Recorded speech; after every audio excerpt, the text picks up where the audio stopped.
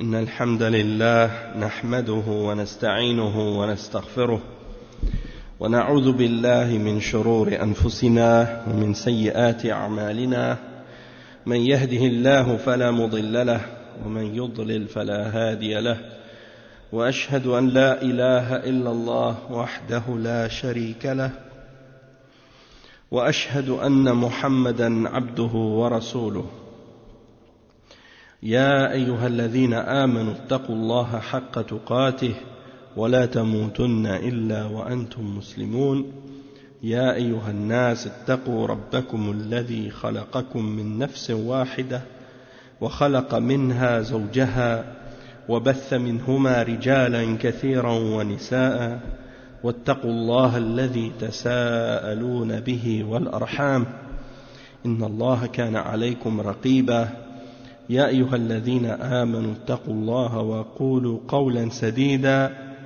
يصلح لكم أعمالكم ويغفر لكم ذنوبكم ومن يطع الله ورسوله فقد فاز فوزا عظيما أما بعد إن خير الكلام كلام الله وخير الهدي هدي محمد صلى الله عليه وسلم وإن شر الأمور محدثاتها وكل محدثة بدعة وكل بدعة ضلالة وكل ضلالة في النار أما بعد. Donc on commence aujourd'hui le cours numéro 117 dans l'explication de Tafsir al-Baqarah du Cheikh Salih al-Fawzan hafidhahullah ta'ala. Et on est arrivé à l'endroit où le Cheikh il expliquait que lorsqu'on fait le Hajj, lorsqu'on fait n'importe quelle adoration, il faut faire preuve de piété envers Allah, et il expliquait en particulier en ce qui concerne le Hajj qu'il faut faire preuve de piété, puisque Allah subhanahu wa ta'ala il dit liman ittaqa, pour celui qui fait preuve de piété, qui a at-taqwa, et que la taqwa elle doit durer toujours. C'est obligatoire de faire preuve de piété envers Allah pendant le Hajj et après le Hajj également, et jusqu'à la mort. Donc tu dois craindre Allah subhanahu wa ta'ala et faire preuve de piété en cherchant une protection contre le châtiment d'Allah jusqu'à ta mort, et ne pas penser que le Hajj c'est la religion en entier, parce qu'il y a des gens qui pensent que s'ils ont fait le Hajj, ça y est, ils ont accompli la religion, ils n'ont plus besoin de faire le reste des adorations, et donc ils vont négliger la salat, ils vont négliger la zakat, ils vont pas faire le jeûne Ramadan, parce qu'ils se sont dit bon ça y est, j'ai fait mon Hajj maintenant, donc si je prie pas c'est pas grave, tous mes péchés sont pardonnés. Ça c'est une compréhension totalement incorrecte et totalement erronée. Donc le cheikh il explique ensuite, il explique que la salat, il dit as-salatu hiya ar-rukn ath-thani min arkan al-islam. Donc le cheikh il explique que si quelqu'un par exemple il fait le hajj mais qu'il fait pas la salat, parce que ça arrive malheureusement, des gens ils partent faire la umrah, ils partent faire le hajj, puis en temps normal dans leur pays d'origine ou le pays où ils vivent, ils ne font pas la salat régulièrement tous les jours. Donc ils partent faire le hajj ou faire la umrah, puis ils font pas la salat dans leur pays, et quand ils partent pour faire le hajj, quand ils sont dans le hajj ou dans la umrah, ils font la salat à ce moment-là, mais lorsqu'ils retournent dans leur pays après avoir accompli le hajj et la umrah, ils recommencent à délaisser la salat. Ils recommencent à délaisser la salat, et ça c'est grave. Et le cheikh il explique dans ce point-là, juste avant que hier soir lorsqu'on s'est arrêté, le cheikh il expliquait que celui qui ne fait pas la salat, il n'a pas de hajj, il n'a pas de umrah, c'est-à-dire que son hajj et sa umrah elle ne comptent pas. C'est la même chose aussi pour le ramadan. Il y a des musulmans, ils font pas le ramadan, ou bien plutôt ils font le ramadan mais ils font pas la salat. Il y a des musulmans, ils font le jeûne du ramadan pendant le ramadan ils jeûnent, parfois peut-être ils vont faire même le tarawih, mais ils ne font pas les 5 prières obligatoires.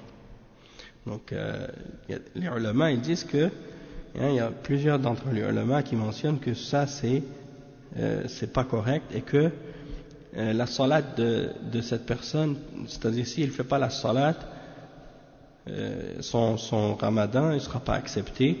Et la même chose pour le hajj. Si quelqu'un il fait le hajj ou la umrah mais qu'il ne fait pas la salat 5 fois par jour, que dans ce cas-là son hajj et sa umrah ne seront pas acceptés.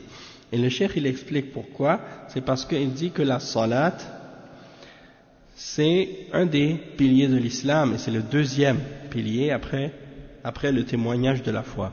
Il dit الصلاة هي الركن الثاني من أركان الإسلام والزكاة هي الركن الثالث والصيام هو الركن الرابع والحج هو الركن الخامس فلا يصح الركن الخامس إلا بعد أداء الأركان التي قبله الدين متكامل ما يؤخذ بعضه ويترك بعضه وسيأتينا قوله تعالى يا أيها الذين آمنوا ادخلوا في السلم كافة أي أقبلوا أو اقبلوا الإسلام كل الإسلام ولا تقبلون بعض الإسلام وتتركون البعض الآخر.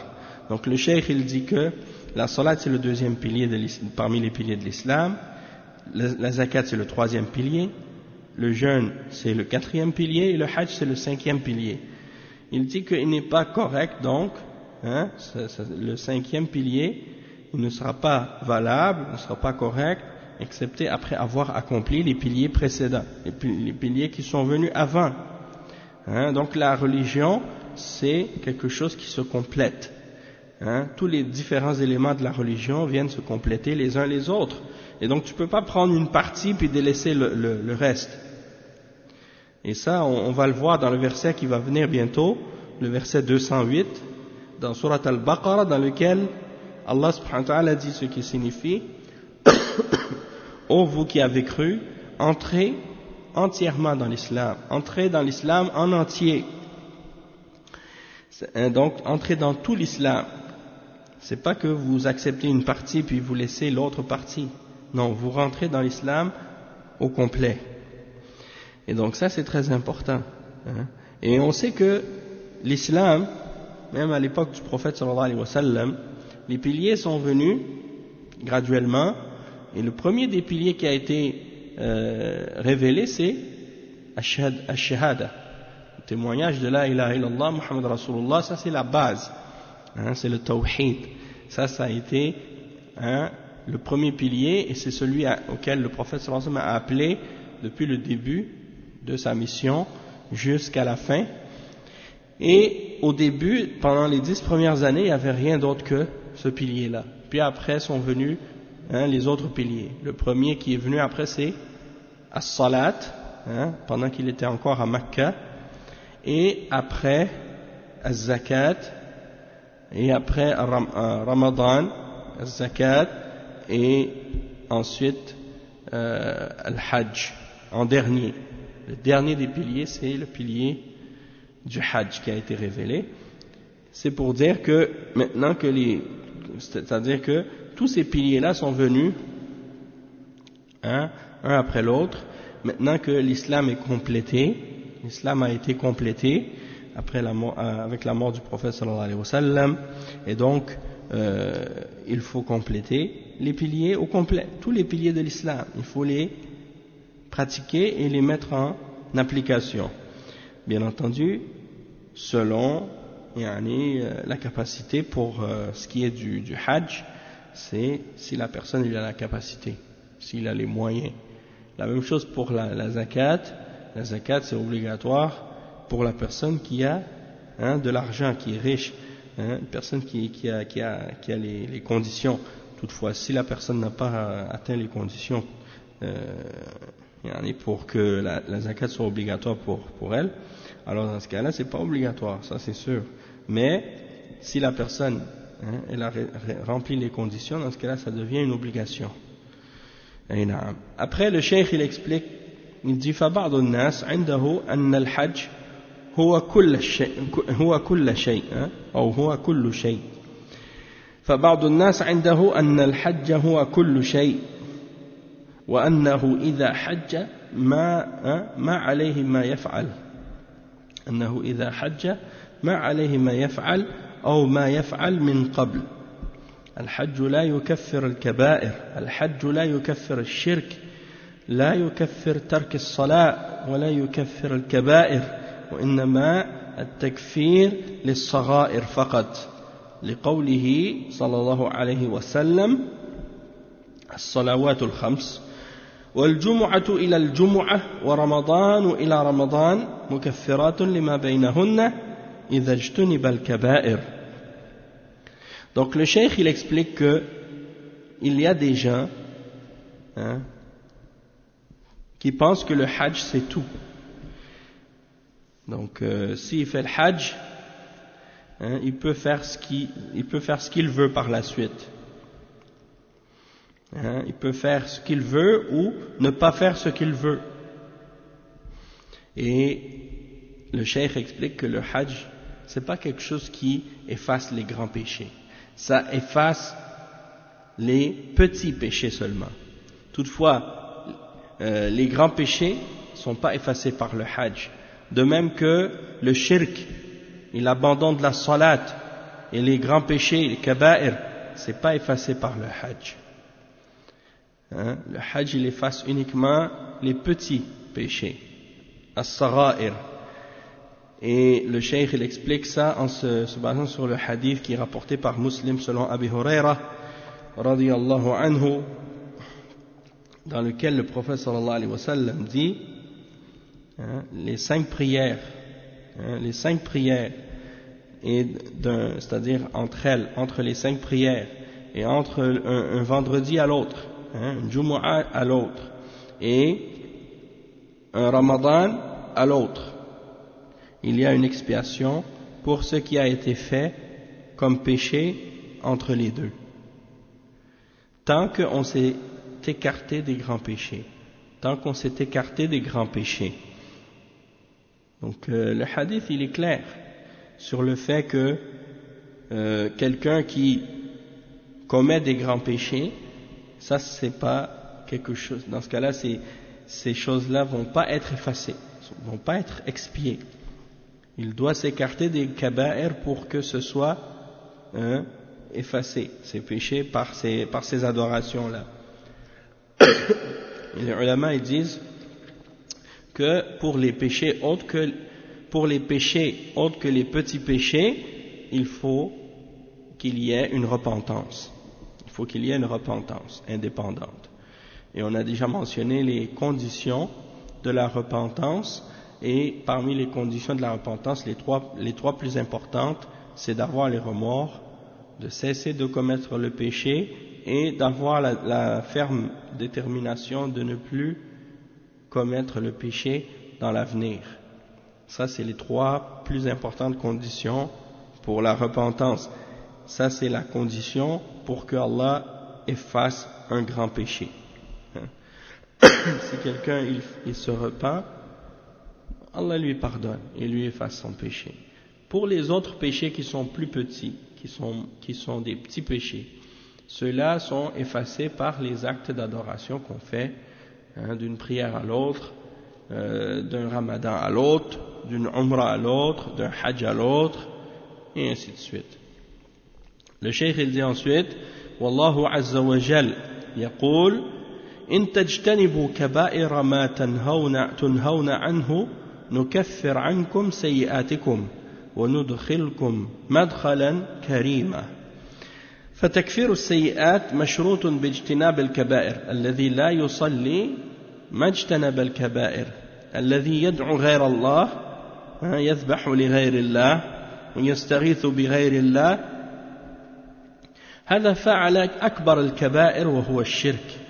فالواجب على المسلم أن يتقي الله في جميع أمور دينه وأن يحافظ عليها. والحج إنما هو ركن من أركان الإسلام، ركن واحد مكمل للأركان الخمسة، فعلى المسلم أن يتقي الله في دينه وفي جميع دينه ويحافظ عليه إلى الممات ولا يعتمد على أنه حج وكفرت عنه ذنوبه عليه أن يحافظ على دينه ولهذا قال واتقوا الله في جميع أحوالكم اتقوه أي اتقوا غضبه وعقابه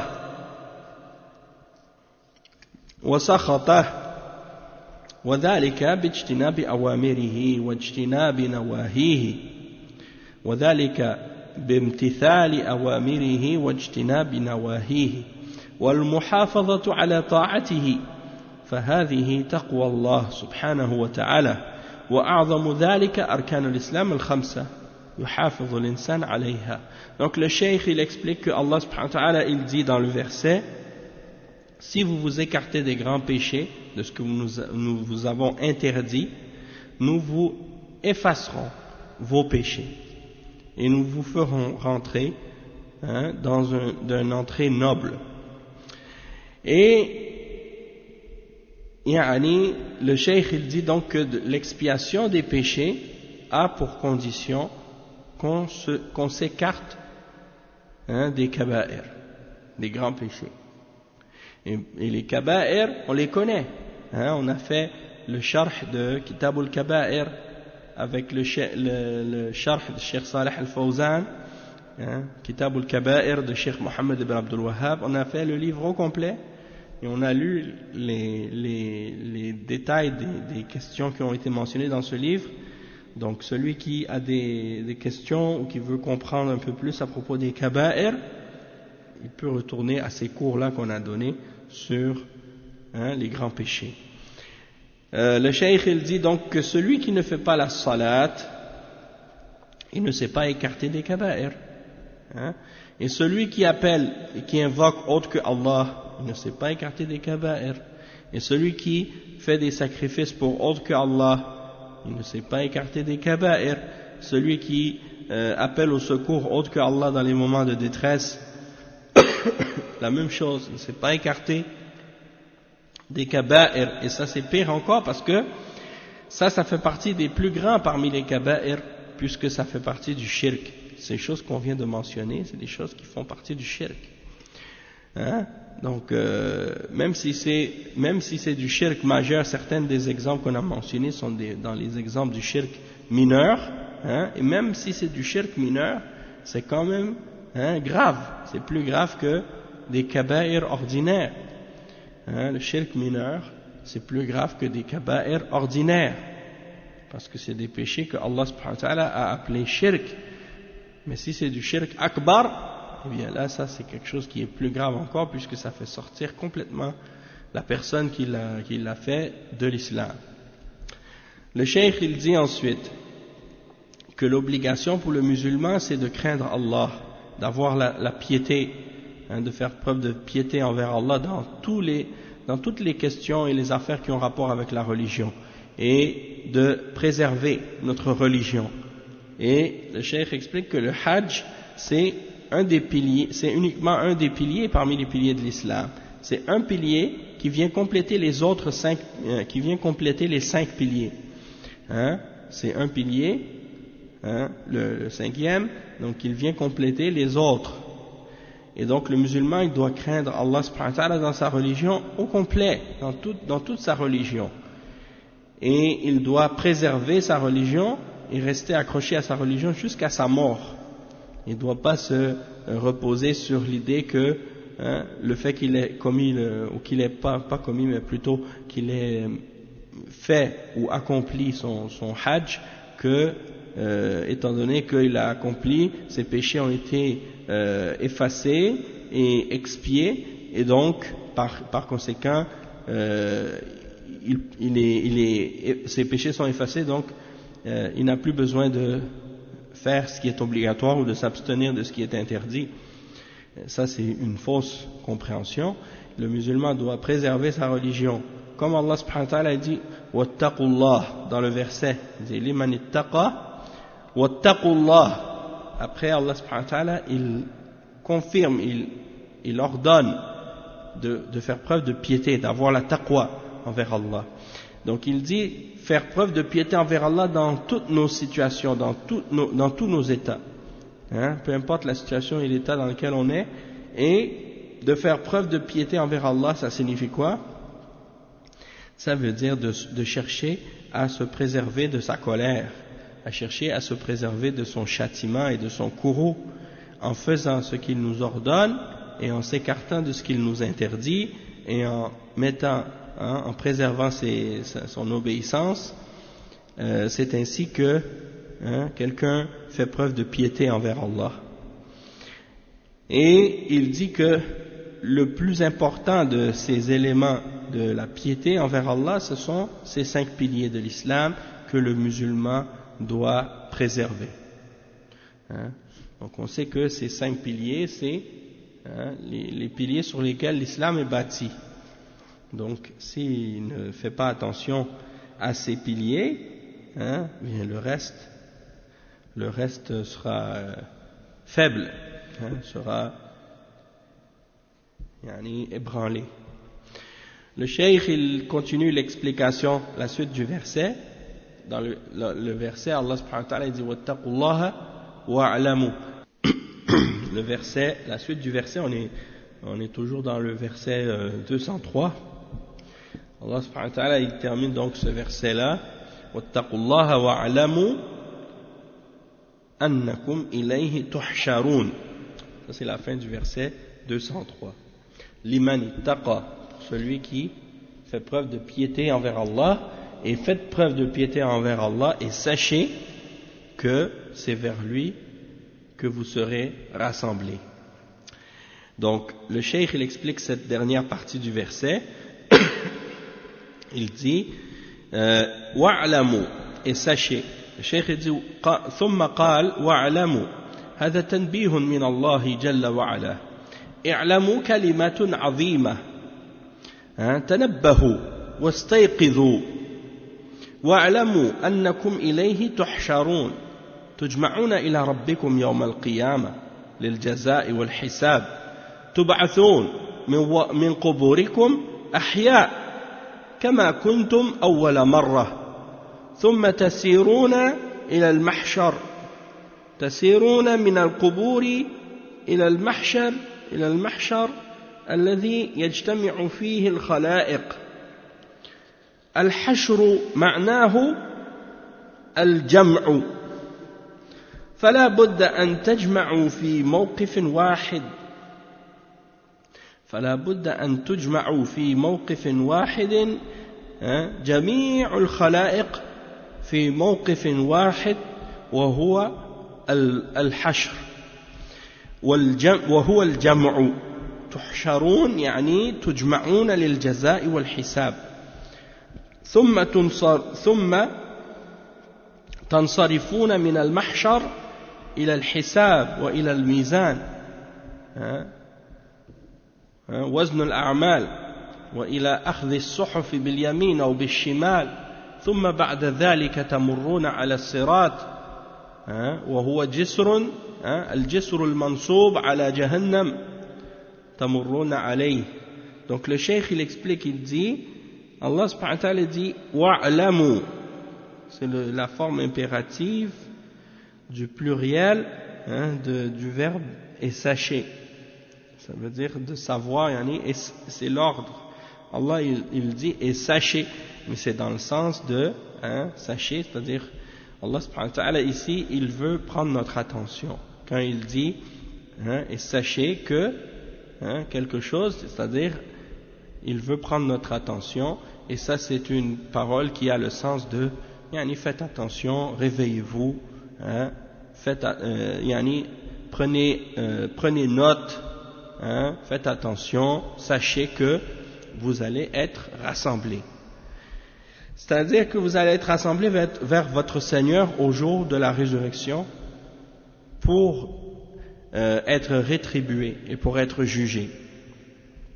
Vous allez être ressuscités de vos tombes,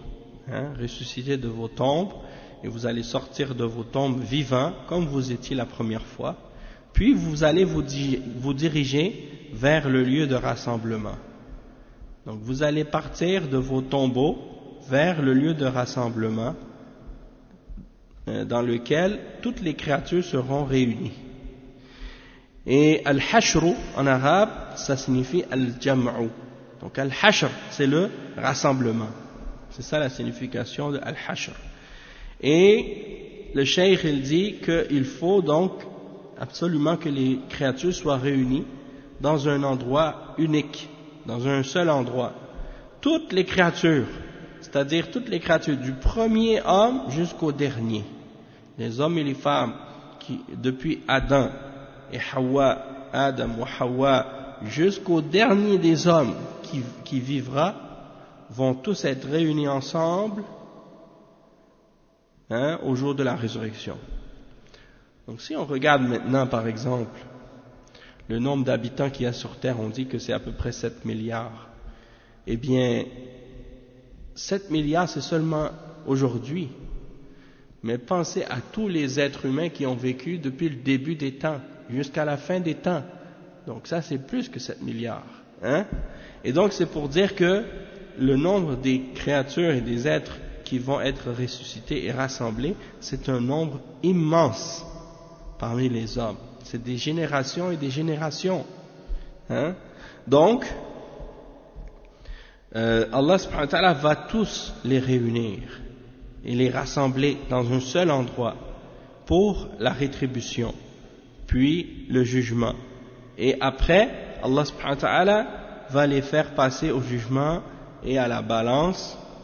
On va mettre leurs œuvres sur des balances pour peser leurs œuvres et leurs personnes, puis ensuite par la suite il y aura la remise des livres, la remise des livres de la main droite ou de la main gauche, c'est-à-dire les gens vont recevoir leurs livres soit par la main droite ou par la main gauche, puis ils vont passer sur le pont qui va être placé sur l'enfer et ils vont traverser ce pont. Le cheikh il dit فَمَنْ نَجَى مِنَ الصِّرَاطِ دَخَلَ الْجَنَّةِ وَمَنْ وَقَعَ وَسَقَطَ فِي النَّارِ هَلَكَ. Donc le cheikh il dit que celui qui sera sauvé du pont et qui arrivera à traverser le pont, il rentre au paradis. Tandis que celui qui tombe dans l'enfer, il a péri. Et il cite un verset par la suite, il dit قال جل وعلا فوربك لنحشرنهم والشياطين ثم لنحضرنهم حول جهنم جثيا ثم لننزعن من كل شيعة أيهم أشد على الرحمن عطيا ثم لنحن أعلم بالذين هم أولى بها صليا وإن منكم إلا واردها وكان على ربك حتما مقضيا ثم ننجي الذين اتقوا ونذر الظالمين فيها جثيا. Donc ça c'est les versets dans Surat Maryam, le verset 68 au verset 82. Et on va lire la signification de ces versets. Allah subhanahu wa ta'ala dit dans ces versets ce qui signifie. Donc on a dit le verset 68 à 72. 68 à 72. Allah subhanahu wa ta'ala dit ce qui signifie: non, par ton Seigneur, ou bien par ton Seigneur, assurément, nous les rassemblerons, eux et les diables, puis nous les placerons autour de l'enfer agenouillés. Ensuite, nous arracherons de chaque groupe ceux d'entre eux qui étaient les plus obstinés contre Allah subhanahu wa ta'ala ar-Rahman. Puis, nous sommes le meilleur à savoir ceux qui méritent le plus d'y être brûlés. Il n'y a personne parmi vous qui ne passera pas par l'enfer, c'est-à-dire par le pont qui est sur l'enfer, car il s'agit là pour Allah, car il s'agit là pour ton Seigneur d'une sentence irrévocable.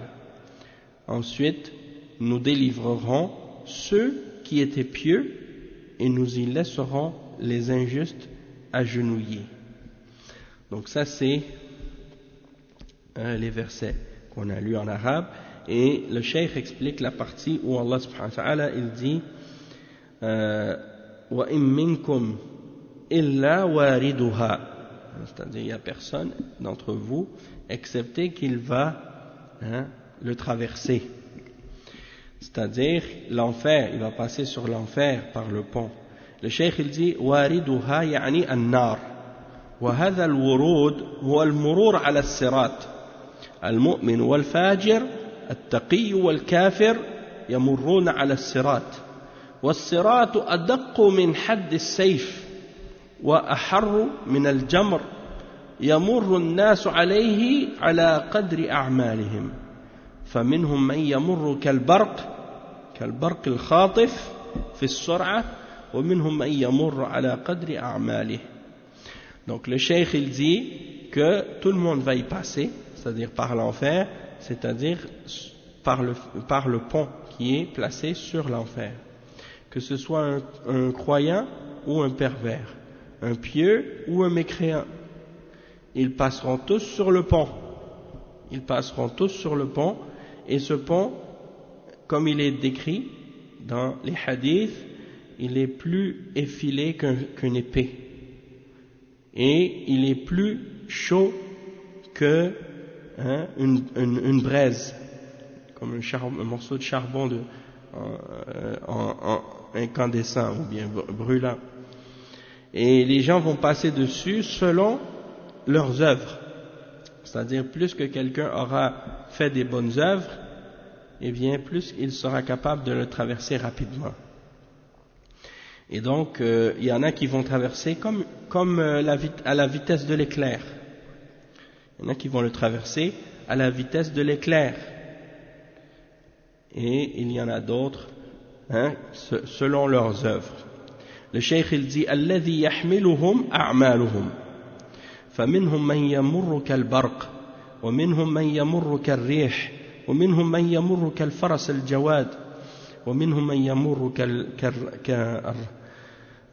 كركاب الإبل ومنهم من يعدو عدوا ويركض ومنهم من يمشي مشيا لا يستطيع أن يركض ومنهم من يزحف زحفا ولا يستطيع أن يمشي ومنهم من يخطف ويلقى في جهنم ولهذا قال وإن منكم إلا واردها كان على ربك حتما مقضيا ثم ننجي الذين اتقوا ونذر الظالمين فيها جثيا ولهذا قال هنا واتقوا الله واعلموا أنكم إليه تحشرون فلا ينجيكم من هذا الحشر إلا تقوى الله سبحانه وتعالى التي فعلتموها في هذه الدنيا.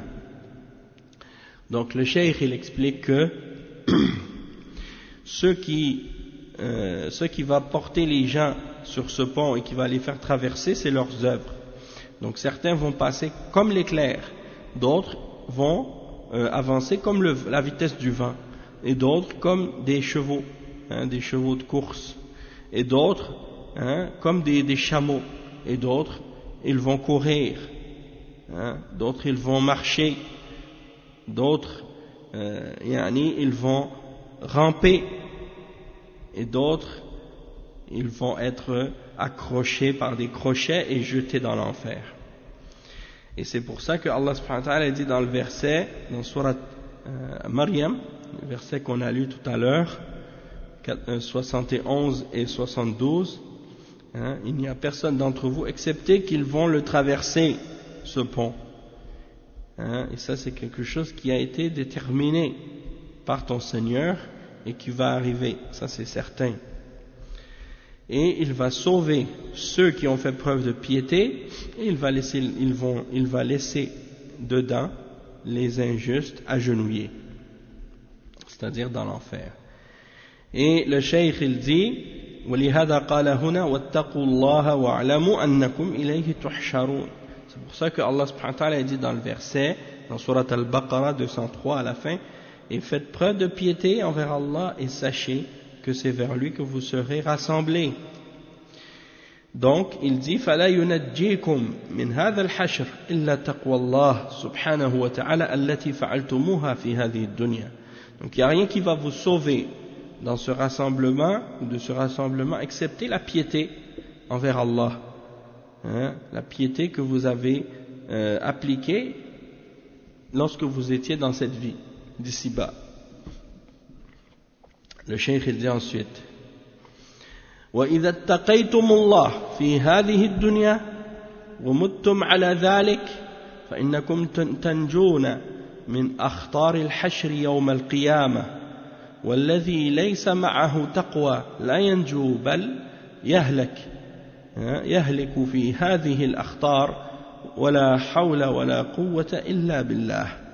وقوله جل وعلا واتقوا الله واعلموا أنكم إليه تحشرون يعني تهبوا للحشر واستعدوا للحشر.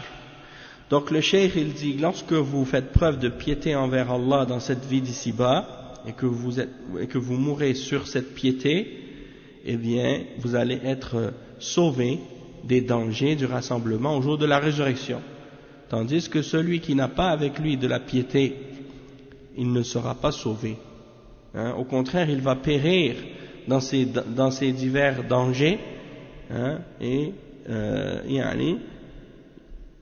il va périr dans ces divers dangers, et Allah subhanahu wa ta'ala, c'est pour ça qu'il dit dans le verset, et faites preuve de piété envers Allah et sachez que c'est vers lui que vous serez rassemblés. Donc préparez-vous pour le rassemblement. Préparez-vous pour le rassemblement. Et le cheikh il dit Allahu yudhakkiru ibadahu bihadha al-hashr والحكمة والله أعلم بالتذكير بالحشر بعد الكلام عن الحج أن الناس يجتمعون في الحج ويجتمعون في عرفة باختلاف ألسنتهم وألوانهم وأسنانهم واختلاف طبائعهم فالاجتماع في عرفة يشبه الحشر يوم القيامة فيه من كل جنس ولون ومن كل لغة وفيه الأتقياء وفيه الفجار وفيه العصاة الناس مختلفون يجتمعون في هذا الموقف في يوم عرفة على صعيد عرفة هذا يذكر بالحشر يوم القيامة ترون الناس يمشون ذاهبين إلى عرفة راجعين من عرفة على أقدامهم والذي يركب سيارة والذي يمشي فيوم الحشر كذلك منهم من يأتي راكبا وافدا على الله سبحانه وتعالى ومنهم من يمشي مشيا حافية قدماه يختلفون يوم القيامة في الحشر وإن كل من في السماوات والأرض إلا آتي الرحمن عبدا لقد أحصاهم وعدهم عدا وكلهم آتيه يوم القيامة فردا إن الذين آمنوا وعملوا الصالحات سيجعل لهم الرحمن ودا. Donc le cheikh il explique que Allah il mentionne ou bien plutôt il rappelle à ses serviteurs ce rassemblement et la sagesse d'avoir mentionné ce rassemblement après avoir parlé du Hajj, c'est que en réalité les gens quand ils se réunissent dans le Hajj, ils se réunissent à Arafat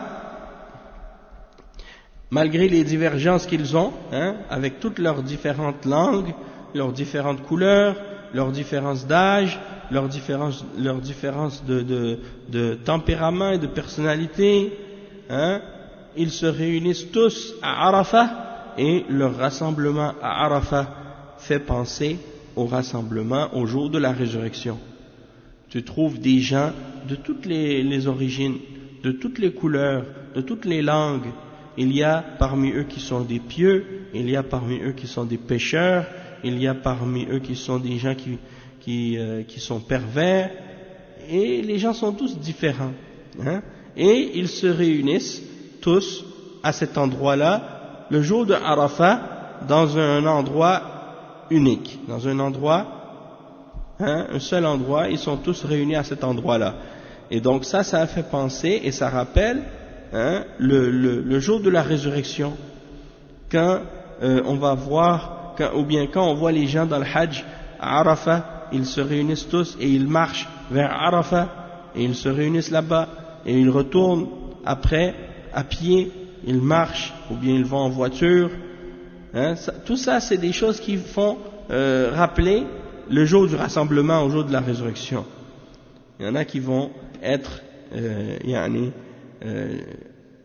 y en a qui vont être sur une monture, d'autres qui vont être à pied, qui vont marcher nu-pieds, et les gens donc au jour de la résurrection, ils seront différents, comme ils sont différents dans le Hajj. Et le Cheikh il cite les versets 93 à 96 dans Surat Maryam, dans lesquels Allah subhanahu wa ta'ala parle du fait que ses serviteurs vont être ramenés devant lui, et il décrit dans ces versets-là certaines choses à ce sujet. Les versets 93 à 96, on va lire la signification de ces versets. Allah subhanahu wa ta'ala dit ce qui signifie: tous ceux qui sont dans les cieux et sur la terre se rendront auprès du tout miséricordieux sans exception en serviteurs. Donc ils vont tous être ramenés auprès du tout miséricordieux, c'est-à-dire Ar-Rahman, Allah subhanahu wa ta'ala, sans exception, et ils vont être ramenés en serviteurs, donc en esclaves devant Allah. Il les a certes dénombrés et bien comptés, c'est-à-dire que Allah subhanahu wa ta'ala, il a compté chacun d'entre nous. Il n'y a pas quelqu'un qui peut échapper à Allah ce jour-là. Il n'y a pas quelqu'un qui va se faufiler ou bien éviter le jugement. Wa alaykum assalam wa rahmatullahi wa barakatuh. Parce que dans la vie d'ici-bas, des fois quand il y a des foules, quand il y a une masse de monde ou une foule de monde, peut-être que, par exemple, les gens vont être capables de se cacher ou de se faufiler, pour éviter d'être comptés ou de rendre des comptes. Mais au jour de la résurrection, malgré les foules et malgré la grande quantité d'hommes, personne ne pourra échapper au jugement d'Allah subhanahu wa ta'ala. Et Allah, il les a dénombrés et bien calculés. لَقَدْ أَحْصَاهُمْ وَعَدَّهُمْ عَدَّةً. Il dit ensuite: et le jour de la résurrection, chacun se rendra seul auprès de lui. Chacun se rendra seul auprès de lui. C'est-à-dire, chacun d'entre nous, on va être jugé. On va être tout seul avec Allah subhanahu wa ta'ala, et Allah il va nous juger. Et il dit ensuite: et à ceux qui croient et font des bonnes œuvres, Ar-Rahman accordera son amour. À tous ceux qui croient et font des bonnes œuvres, le Ar-Rahman, Allah subhanahu wa ta'ala, accordera son amour. Sayaj'alu lahum Ar-Rahman wudda. Donc, le Cheikh il dit: Yawm al-Qiyamah, kulluhum ya'tuna ila Allah.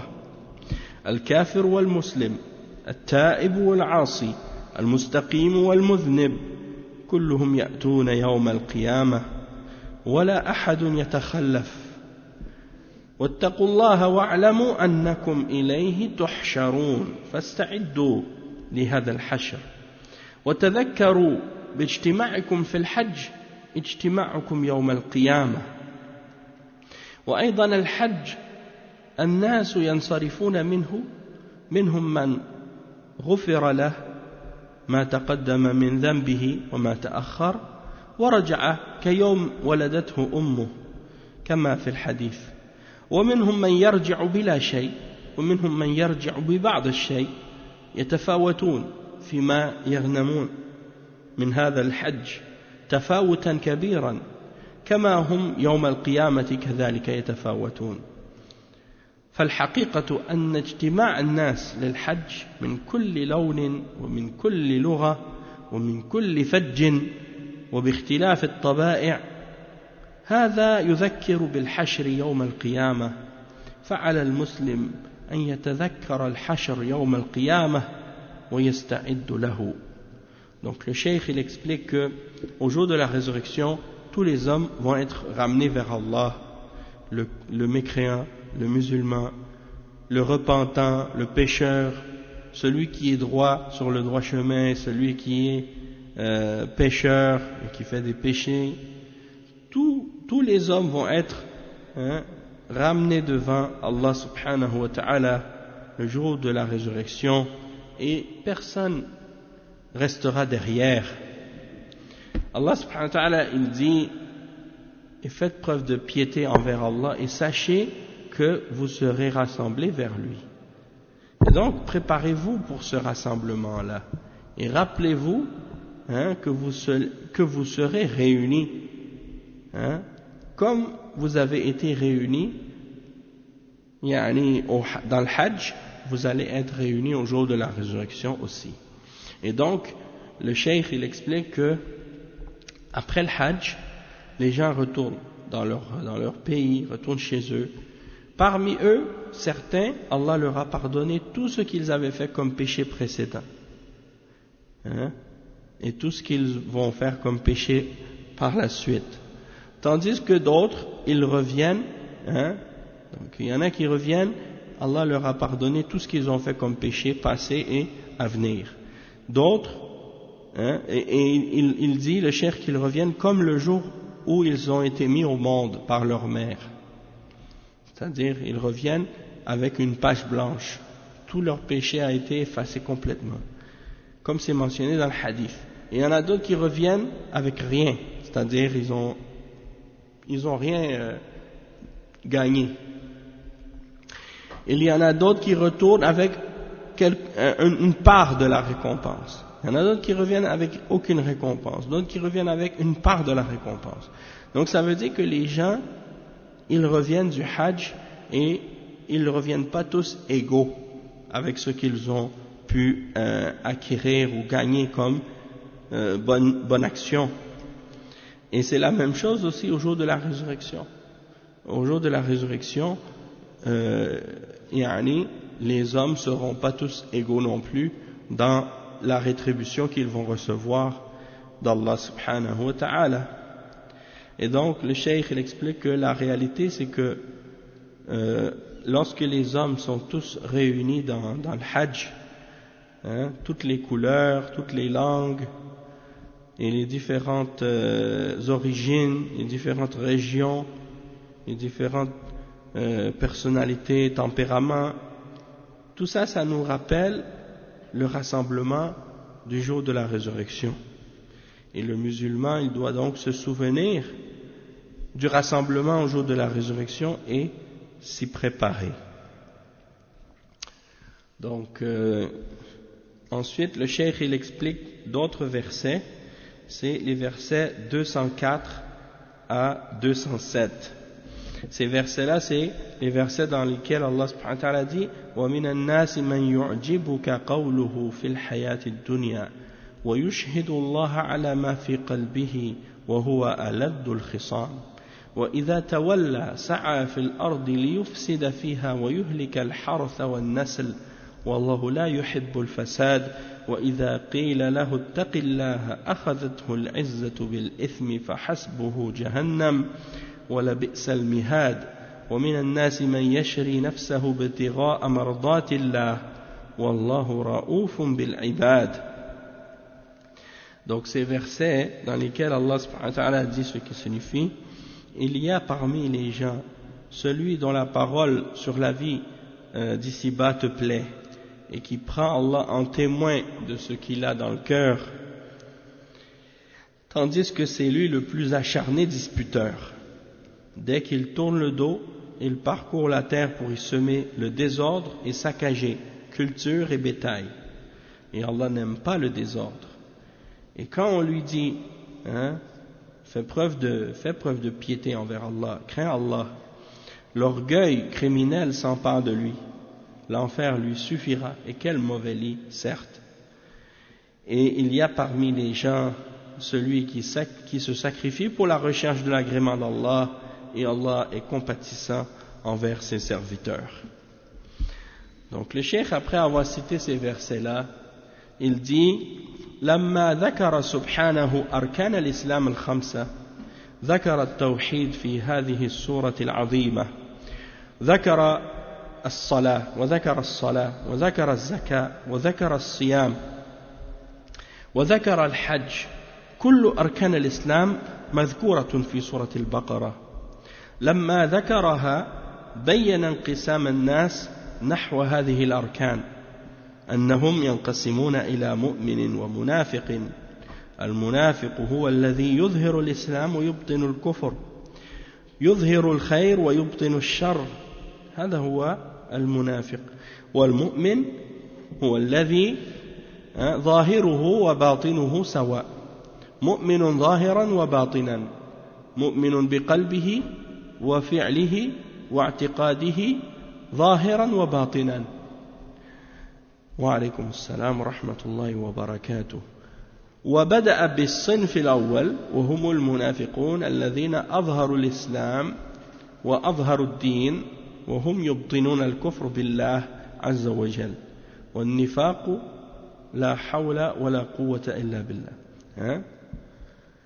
Donc le cheikh il explique que lorsque Allah subhanahu wa ta'ala a mentionné les 5 piliers de l'islam, il a mentionné le tawhid dans cette grande sourate al-Baqarah, il a mentionné le tawhid qui est le premier pilier, il a mentionné la salat, il a mentionné la zakat, il a mentionné le jeûne, il a mentionné al-hajj. Tous ces piliers de l'islam sont mentionnés dans sourate al-Baqarah. Puis lorsqu'il les a mentionnés, il a mentionné également comment les gens se divisent par rapport à ces piliers-là. Et qu'ils sont divisés en croyants et en hypocrites. L'hypocrite, le munafiq, c'est celui qui laisse paraître l'islam, mais camoufle sa mécréance. Il laisse paraître le bien et il cache le mal qu'il a en lui. Le cheikh il dit que ça c'est la définition de al-munafiq, l'hypocrite, et il dit que le mu'min, le croyant, c'est celui dont l'apparence extérieure et l'intérieur est pareil. Qu'est-ce qu'il montre à l'extérieur et qu'est-ce qu'il a à l'intérieur de lui-même? C'est pareil, c'est-à-dire il est croyant intérieurement et extérieurement. Il croit par sa parole, par ses actions, par sa croyance, intérieurement et extérieurement. Et Allah subhanahu wa ta'ala dans cette sourate al-Baqarah, il a mentionné cette catégorie qui est la catégorie des munafiqin. Il a commencé donc par le fait de mentionner cette catégorie qui sont ceux qui montrent l'islam et qui montrent la religion, qui laissent paraître la religion, mais qui cachent la mécréance en Allah et l'hypocrisie. Wala hawla wala quwwata illa billah. Le cheikh dit ensuite وَمِنَ النَّاسِ مَنْ يُعْجِبُكَ قَوْلُهُ فِي الْحَيَاةِ الدُّنْيَا يُظْهِرُ الطَّاعَةَ والعبادة ويشهد أن لا إله إلا الله وأن محمدا رسول الله ولكنه في قلبه لا يؤمن بذلك بل يكفر وهذا هو النفاق والعياذ بالله. ومن الناس من يعجبك قوله في الحياة الدنيا حينما تسمعه يعجبك لسانه يذكر الله يدعو الله يشهد أن لا إله إلا الله وأن محمدا رسول الله صلى الله عليه وسلم لكن ليس في قلبه إيمان. ومن الناس من يعجبك قوله كما قال تعالى وإذا رأيتهم تعجبك أجسامهم وإن يقولوا تسمع لقولهم يقول سبحانه إذا جاءك المنافقون قالوا نشهد إنك لرسول الله والله يعلم إنك لرسوله والله يشهد إن المنافقين لكاذبون اتخذوا أيمانهم أي اتخذوا الدين سترة يتسترون بها وليس في قلوبهم أو ليس في قلبهم دين ولا إيمان اتخذوا أيمانهم جنة فصدوا عن سبيل الله إنهم ساء ما كانوا يعملون ذلك بأنهم آمنوا ثم كفروا فطبع على قلوبهم فهم لا يفقهون هذه صفة المنافقين يتظاهرون بالخير والأعمال الصالحة والتسبيح والتهليل والتكبير لكنهم في قلوبهم كفر. Donc on va juste traduire qu'est-ce que j'ai lu en dernier, puis après on va s'arrêter. Le cheikh il explique donc dans le verset, il y a parmi les hommes ceux dont la parole à propos de la vie d'ici-bas, elle te plaît, elle te plaît cette parole. Et il dit le cheikh que il laisse montrer il laisse montrer l'obéissance, l'adoration, le fait de témoigner que rien ne mérite d'être adoré excepté Allah et que Muhammad sallallahu alayhi wa sallam est le messager d'Allah, mais dans son cœur il n'y a pas de foi. En réalité il renie la foi en cela.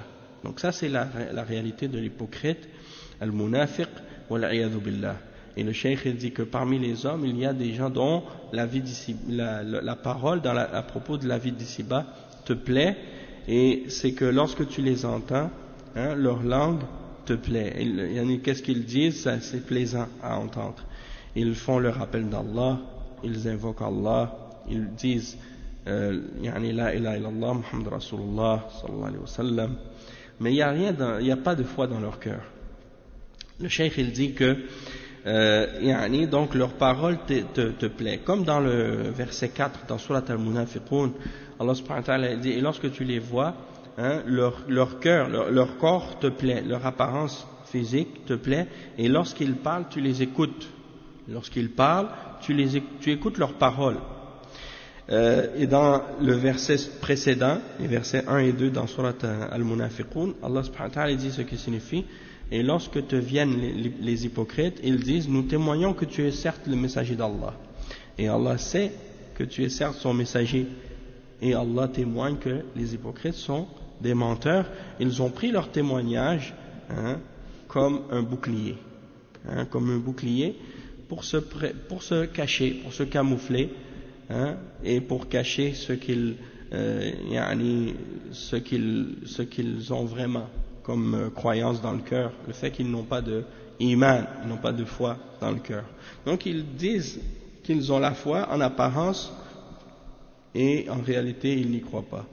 Ils ont pris leur témoignage comme un bouclier ou comme un voile pour se couvrir et obstruer le chemin d'Allah. Comme est mauvais ce qu'ils font. Ceci parce qu'ils ont cru, puis ont renié la foi, et donc leurs cœurs ont été scellés, et donc ils ne comprennent pas. Et ça c'est la caractéristique des hypocrites, qui laissent paraître le bien et les bonnes œuvres, et le fait de dire Subhanallah, de dire La ilaha illallah, Allahu Akbar, mais dans leur cœur il y a de la mécréance parce qu'ils ne croient pas en cela. Donc on va s'arrêter ici, puis on continuera demain, Inch'Allah, la suite de ce tafsir, Inch'Allah, pour expliquer le reste de ces versets. سبحانك اللهم وبحمدك أشهد أن لا إله إلا أنت أستغفرك وأتوب إليك وصلى الله وسلم على نبينا محمد وعلى آله وصحبه أجمعين والسلام عليكم ورحمة الله وبركاته.